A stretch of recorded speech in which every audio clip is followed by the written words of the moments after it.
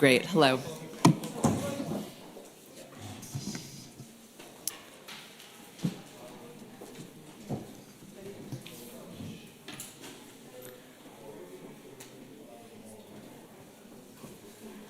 I think we are ready to begin in just a moment.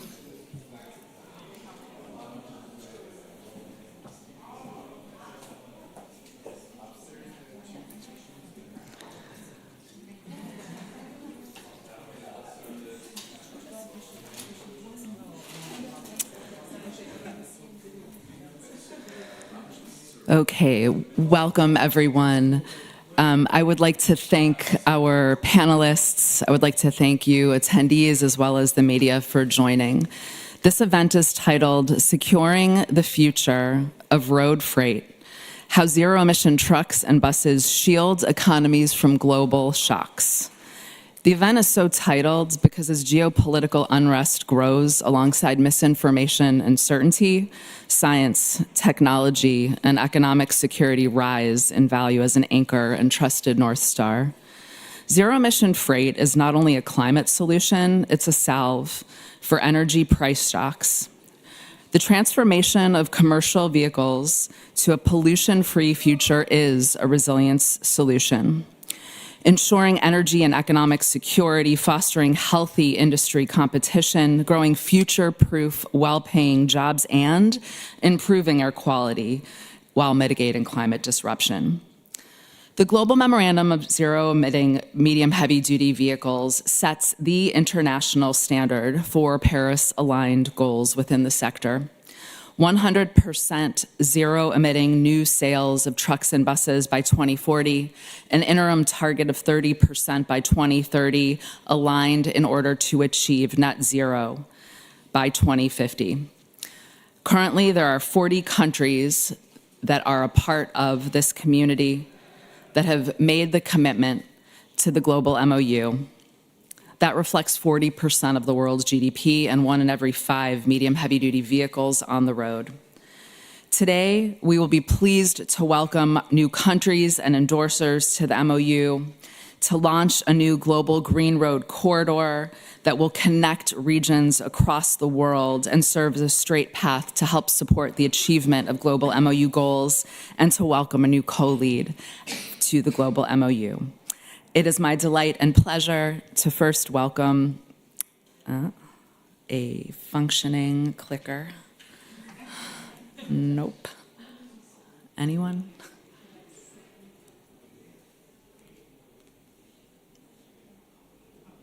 Wow. Okay, great. Now, truly, it is my pleasure to welcome our first panelist. Kees van der Burg, Vice Minister for Mobility of the Netherlands. Please. Well, thank you, Stephanie, and welcome to you all, everybody. Warm welcome to you.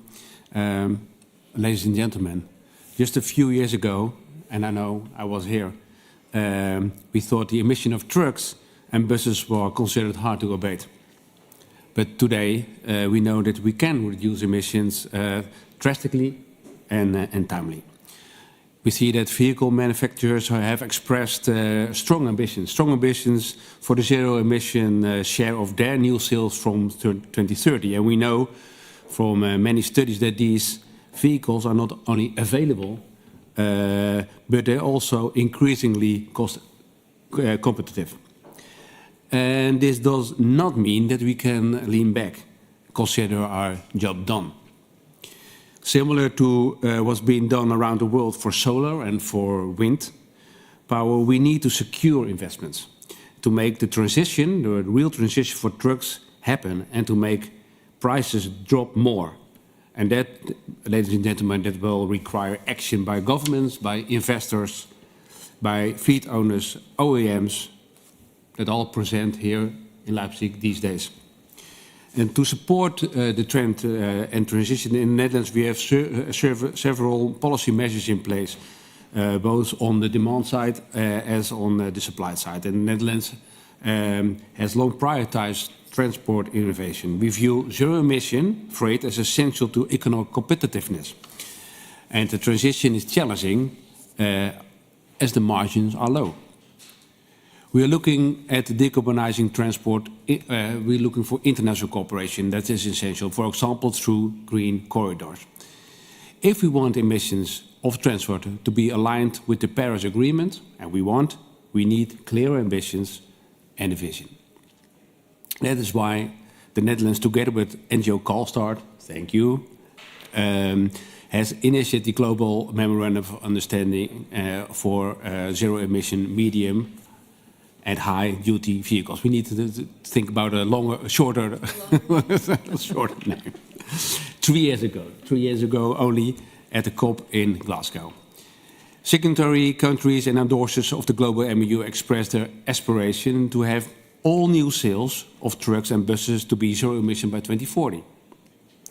In Glasgow, we started with 15 signatory countries. Today, speaking to you here, 3.5 years later, in Leipzig, I am happy to announce that Montenegro and Peru have signed and 35 have endorsed the Global MOU. And thank you for this major step forward. Another announcement I would like to make is that the Netherlands will be stepping down as a co-lead of the Global MOU from July 2025. As the community has grown, we envision a strategic shift in governance to enable a diversity of voices and perspectives, as well as the opportunity to encourage growth in strategic, geographic and communities. The Drive to Zero Emission team at Calstart will keep on doing their fantastic work as a co-lead of the initiative of the Netherlands, and we will of course stay on board, and we will stay committed, and we will stay participate in this community. I'm honored to officially welcome and announce Colombia as a new Global MOU country to co-lead this transition and will take over our leading role. As the Colombian Minister of Transport could not make it in person with us today, she's prepared a short video message for us, and hereby we digitally hand over our torch to one of the leaders in this transition in the South American regions. Thank you.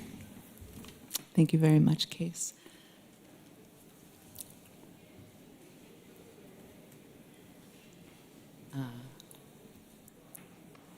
Colombia, potencia mundial de la vida, está comprometida con la descarbonización del transporte.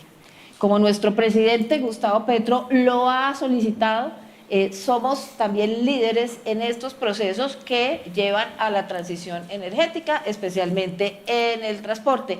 Así que nos complace muchísimo ser colíderes de la iniciativa Global Drive to Zero a nivel mundial, porque nos moviliza a compromisos concretos en el transporte de carga, que es muy importante para hacer esta transición energética.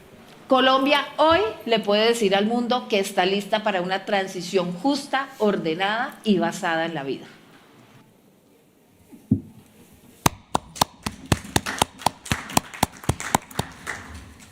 We are tremendously excited to be working alongside Colombia, and thank you very much for the virtual clip by Ms. Maria Fernanda Rojos Mantilla, Minister of Transport with Colombia. I would next like to hand the floor over to Ms. Maja Vukićević. Thank you, Stephanie, and I need to say that you did great with pronouncing my surname. Ladies and gentlemen, Montenegro proudly announces its endorsement of the Global Memorandum of Understanding on zero-emission medium and heavy-duty vehicles, marking a bold step toward cleaner air, sustainable development and economic modernization. This decision reflects Montenegro's strong commitment to environmental responsibility and its alignment with international efforts to combat climate change. Medium and heavy-duty vehicles are among the largest contributors to air pollution. Transitioning to zero-emission transport will mean healthier air, reduced health risks, and long-term savings in public health costs, benefits felt across both urban centers and rural areas.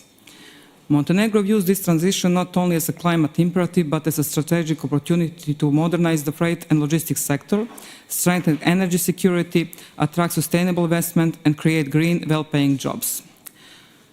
Montenegro is prioritizing transportation safety, sustainability, and environmental protection as part of its broader development goals. Following the Green Agenda for the Western Balkans and aligned with the EU Green Deal, Montenegro aims to achieve climate neutrality by 2050 and reduce transport-related emissions by 90%. The country is harmonizing its transport policies with EU standards and actively participates in regional efforts through the transport community. Montenegro Transport Development Strategy emphasizes reducing emissions and will be updated with a stronger focus on environmental sustainability. Currently, over 30% of vehicles are over 30 years old, prompting efforts for fleet renewal. And I must say that in 2024, we adopted stricter vehicle import rules, banning cars older than 15 years and those below Euro 5 standards to reduce pollution. Under UNECE guidance, Montenegro is preparing an emissions analysis to support future policies like road usage fees and incentive programs. These steps position Montenegro toward a sustainable modern transport system aligned with EU goals and improved public well-being. Investments in zero-emission infrastructure, especially charging networks and digital logistics systems, will create momentum for economic development. These changes will open doors to innovation, regional cooperation, and the growth of clean energy and transport technologies. Importantly, this initiative supports the creation of high-quality local jobs in construction, electrical work, IT, logistics, and vehicle maintenance. These jobs help retain skilled young professionals and ensure balanced regional development. As a small and developing country, Montenegro acknowledges the challenges ahead, limited fiscal space, and the need for infrastructure upgrades. That's why strong partnerships with international organizations, EU institutions, and private investors are essential. Financial support, technical assistance, and knowledge sharing will ensure a fair and rapid transition that benefits all citizens. We joined the Global Memorandum because we believe that modernizing our freight system is essential, not just for climate action, but for economic resilience and regional competitiveness. Montenegro is determined to be part of the global solution.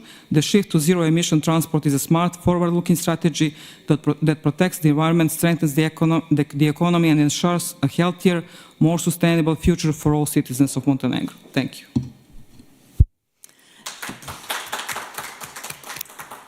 Thank you very much, Minister. We are so thrilled to welcome Montenegro and look forward to welcoming you properly within the community in a few weeks, as well as moving forward.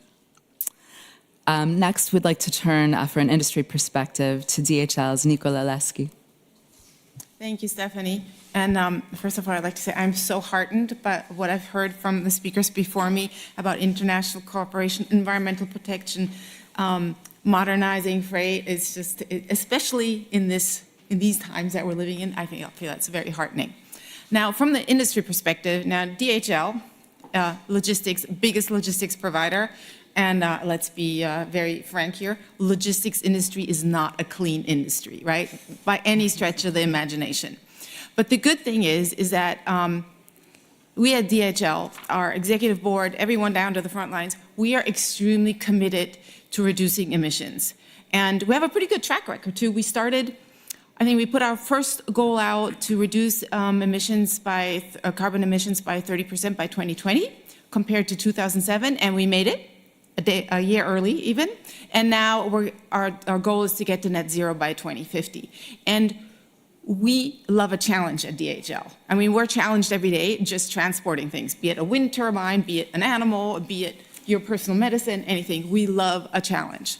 So what we do is we look at everything in our operations, from airplanes, freight, our vans, our trucks, our buildings, our headquarters, we look at everything that we can do to reduce emissions right now, to get us to that ultimate goal, zero emissions. And it's hard, right? This is not easy. It's hard because technology isn't there yet, infrastructure isn't there yet. If you're looking at freight, at trucks in particular, there's a lot to be done. But we feel, let's take the little steps that we can take right now. Anything that's technically viable and technically feasible and commercially viable, let's do that right now. And one of the things, just to give you an example, what we're doing right now that we're kind of excited about is we want to obviously have sustainable long-haul trucks. And one of the things that we're looking at is a partnership or that we're doing with Scania, and we have the extended range e-vehicle. It's a long truck that has an extra generator to give the battery extra power when it runs out. And we've done some pilots between Berlin and Hamburg. Emissions reduction, 90%. Pretty good, right? But here's the kicker. So regulatory policies don't let us use this, don't tax us by the CO2 emissions, the toll, but like a diesel truck. Even though we've proven with this technology, it's not the zero technology, but it is a emissions reducing technology, but it's not being considered as such. It's being considered as a diesel truck. And that's, I think, one of the big things that we all need. We need to do it together. We can't do it alone. That's a big one, and Kees, you said that. We need to modernize our structure, our freight. You were saying that. And, but we also need regulatory certainty. And we need to make sure that we don't backpedal on where we are right now, just because things are hard, and maybe because there's a shift in sentiment. Our CEO always likes to say the physics of the atmosphere don't change just because political sentiment changes. So we're committed to reducing emissions. We're committed to using any technology that we have. We love the MOUs that we have with Calstart, that we get countries and companies together to think about what can we do now and how do we get to that lofty goal of net zero. So yes, we need more infrastructure, we need more investment, we need regulatory certainty, and also some regulatory flexibility. I'm looking at Germany right here. But if we can get that done, I'm feeling pretty positive about getting to that 2050 net zero goal. Thank you. Thank you, Nicola. Next, I would like to introduce Iberdrola's Isabel Gómez Bernal to share with us a bit about the newest Global Green Road Corridor. Thank you, Stephanie. Well, we are delighted to be here today to announce the inclusion of Iberdrola's Mediterranean Corridor in the Global Green Corridors Initiative. At Iberdrola, we have been committed to renewable energy development for over 20 years, betting on a real and global energy transition and driven by the belief that a more electric energy model is not only more efficient, but also healthier for people and the planet. That's why we've been actively supporting electric mobility for years, starting with light vehicles, infrastructure for light vehicles, like my colleague said, and now expanding into heavy-duty transport. In this context, we began deploying charging infrastructure for electric trucks along the Mediterranean corridor, the longest in Europe. The first phase in our work will span from Algeciras in the south of Spain to the French border, with a second phase extending beyond the border. It's important to say that this is the first privately led corridor to join the Global Green Corridors Initiative.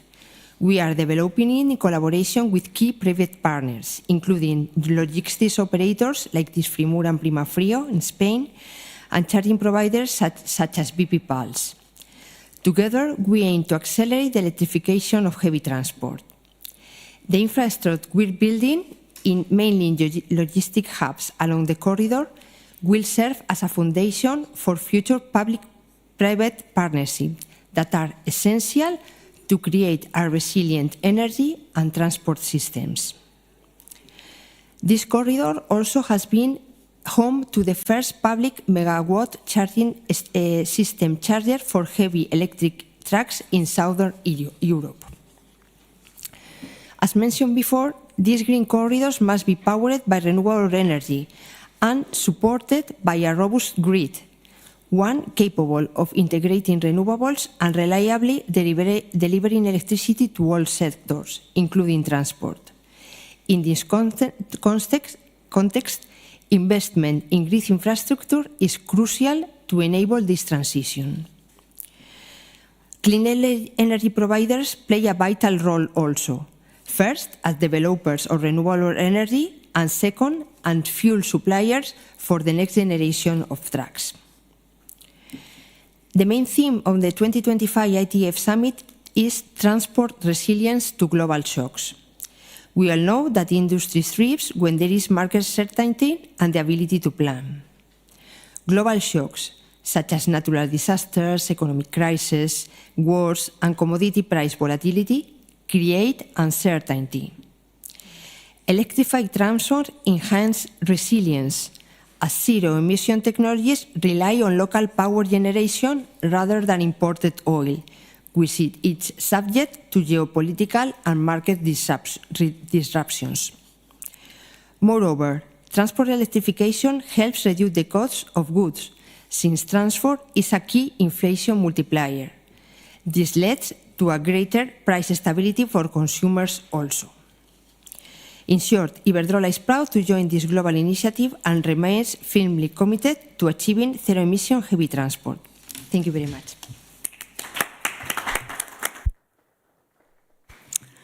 Thank you, Isabella, and we are delighted to welcome the Mediterranean Corridor as the 12th GGRC, which is wonderful. And so as you all can see, this is really a focus on the game-changing opportunities and roles across the stakeholder entities of the ecosystem of commercial vehicles.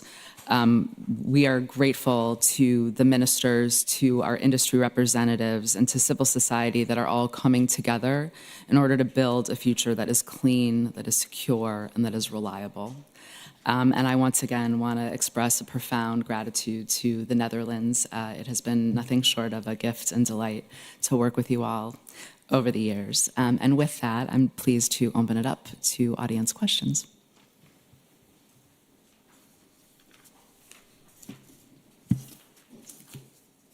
Hello, can you hear me?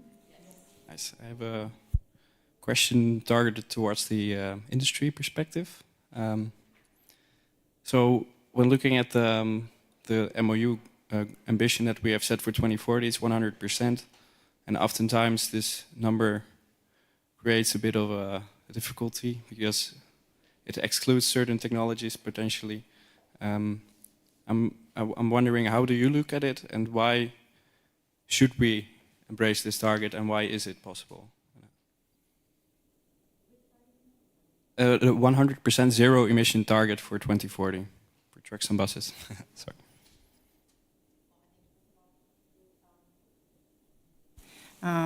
First of all, it's and people don't necessarily like to hear it, but it is a moral obligation that I think we do everything we can to reduce emissions.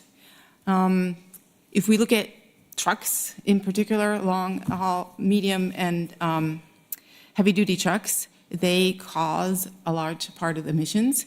And as Maja was saying, modernizing freight and getting to that 100% emission-free target is good for economy. It creates jobs. It is good for the environment. So I think it's kind of a no-brainer in my view. Great to hear. Isabella, anything that you wanted to add?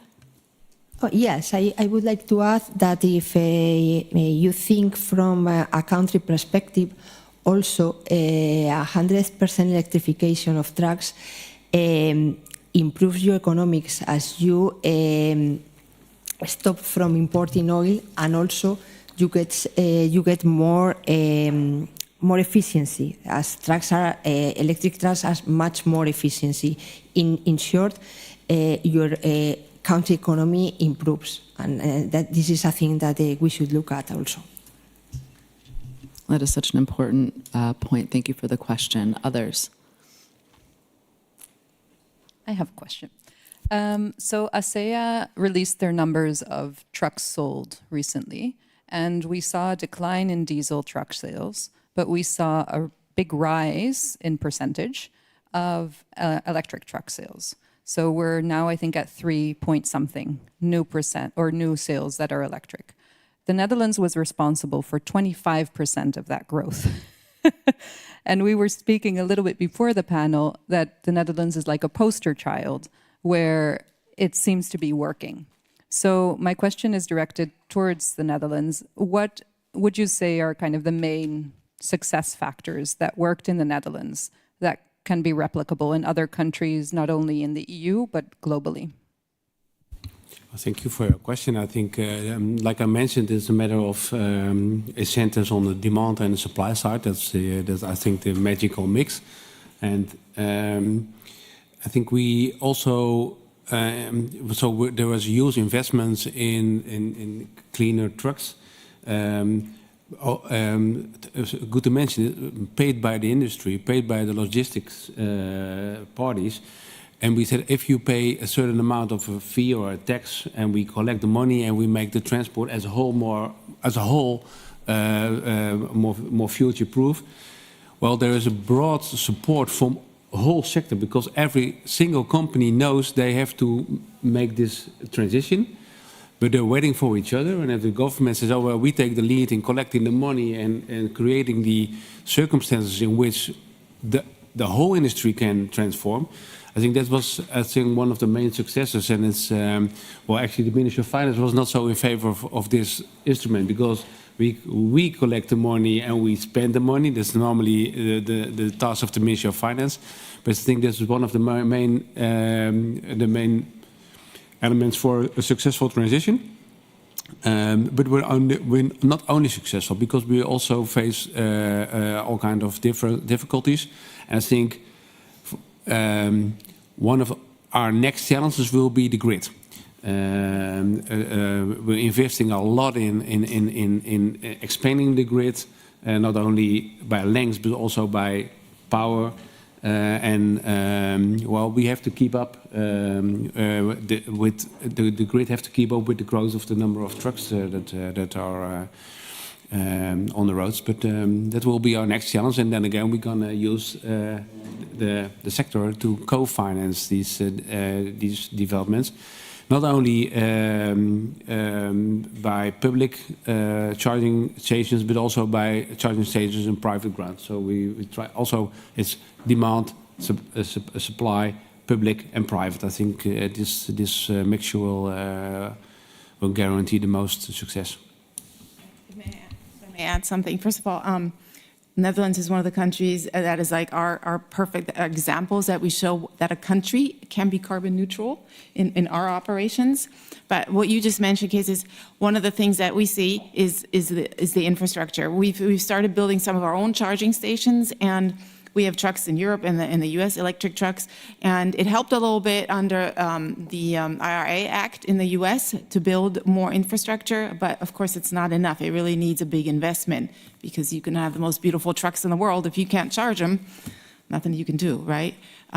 But we've also seen some successes, for example, in London with e-trucks, and they have to travel about 100 kilometers a day. So there's something there, but infrastructure and grid, a big challenge. And then again, if I can echo this, regulation is very important again, because if we want smart charging, for example, in the Netherlands, there are charging hubs on a certain place. 300-400 meters away, there is a solar panels, but we cannot connect them because then the solar company becomes a company that delivers energy, and that's not a business. So there's other tax incentives. So that here again, we need to be flexible and creative, because if we're not, we're gonna lag. Exactly.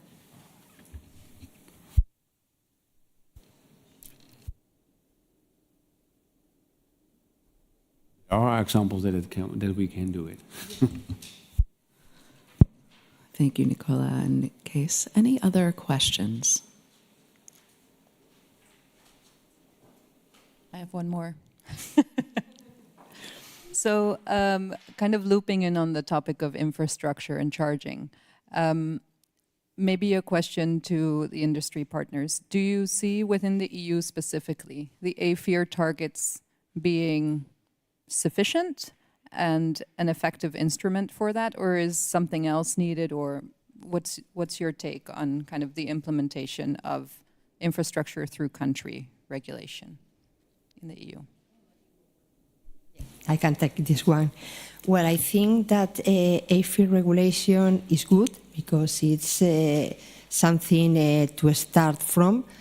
But for instance, in the case of Spain, 10T only covers part of the country, and trucks moves along the country. So we must do more than that. The good thing about trucks is that they have very fixed routes. We know where they stop, so it's very easy to plan in advance where they are going to charge, so where the infrastructure is going to be needed. The bad thing is that, well, you are going to need a lot of power, and you have to plan in advance. So that's just that is the reason because I said that investment in grids are very important. Because if not, we are not going to have enough power to power the trucks, and I think it's quite important. And I would just, what Isabel said, but also echo that, we should be, I think I've said this, and I think it's kind of come through from everyone, we hope for some flexibility in the way things are taxed and regulated. That doesn't mean that we don't want regulation, but just be a little more flexible about it and be smart about it and maybe connect the dots. That would be helpful. Not just, as someone in our company always says, and I'm sure you guys have heard this, perfection is the enemy of the good, right? Let's get something that helps us empower companies, countries to get going and help us reduce emissions now while we improve upon that. So that's a little flexibility, less bureaucracy would be really helpful. And by the way, if you want to see the Scania truck, you can see it tomorrow in front of us. A little plug for DHL here. That's a fantastic plug. And I think that the themes that are really emerging here are just the incredible consensus around the need to identify what it is that the target looks like, the ability to be malleable so that you are not staying still, but instead moving forward as quickly, as expeditiously, but also the piece of regulatory certainty to help ensure that there are timelines and clarity around roles, responsibilities, and stakeholder action to help support the whole moving forward. Are there any further questions from our audience? Please.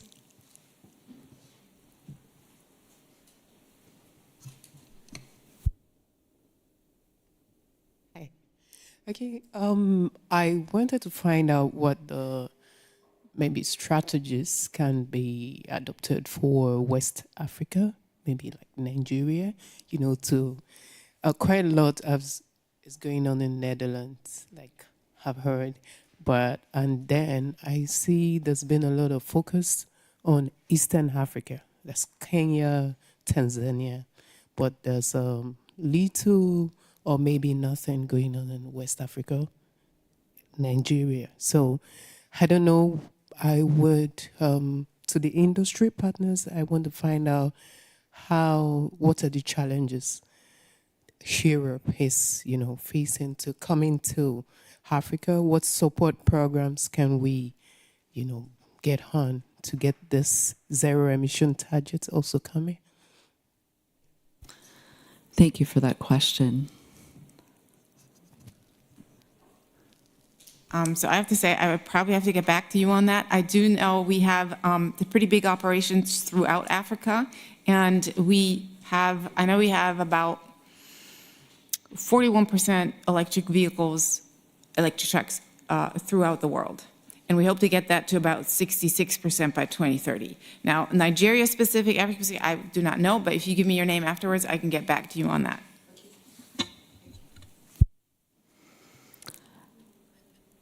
And I'll maybe add a couple pieces as well. So one of the things that we are mindful of is that regulation helps to attract investment. So by way of whether it is NDCs, signatory to the Global MOU, policies and regulatory requirements, all send up signals that there is a firm governmental commitment to transition that helps to attract partnerships, attract industry, and attract the finance community to provide support as well. And so this is also a space that within the Global MOU community, no one has it all figured out. right? There are different countries that are farther along and different countries that are working to make progress. But at the end of the day, we're grappling with the same sets of questions. And so view it as incumbent on each other to share what those lessons are, where mistakes were made, where success stories can be looked upon, and what components can be drawn on to not replicate exactly, but to inspire, learn from, and then from an organic standpoint, embrace at a local geographic space. So that's really something that we aim to cultivate with our partners and would love to welcome Nigeria. Any other questions, please? Thank you. So I would like to understand the policy landscape specifically within the EU. We have so many regulations in place at this point, and also a very important regulation, which is the EU CO2 HDV standards, which comes into effect this year. We also have parallel discussions with the EU's greening corporate fleet. So I'd like to understand, do we need another policy lever also to be added before we see a sort of, the impact of the CO2 HDV standards in place? Or there are any other sort of levers that you feel can play much more an influential role? Thank you for that question. So additional levers, policy or otherwise, that would be recommended to complement those within the EU at present. Kees, please. Well, actually, I don't know if discussions on new policies or new targets will take a lot of time. And I think that the targets that are set right now are ambitious enough, and this initiative, the Global MOU, will help us to reach those goals. So from my point of view, if we got so much ambitions, and I think the targets are really ambitious, and we have to keep up this level, not lower it down, but keep us this level. And if we do so, and we keep working together, keep sharing information, I think that will help us the best. And if we reach the goal, if we're gonna reach the goal, then the moment is there to say, well, can we set a higher target? But for me, I think we as the Netherlands, I think we're not gonna intensify our actions because of levels or new goals or whatever. We're intrinsically motivated to do what we have to do, and it's challenging, but I think a bit of continuously to be predictable, I think that's for the Netherlands, I think is most important now. Thank you for that question. Thank you, Kees. Great. Well, if there is nothing further, please join me again in a round of welcome, or gratitude rather, to our panelists. I'll also be sharing the QR code. There's a press announcement on each of your chairs, but the QR code will also link you there as well. And the link to the Colombian minister's presentation should also be present within that space as well. So please, again, join me in thanking our panelists, and thank you all for taking part. Thank you, Stephanie. Thank you very much.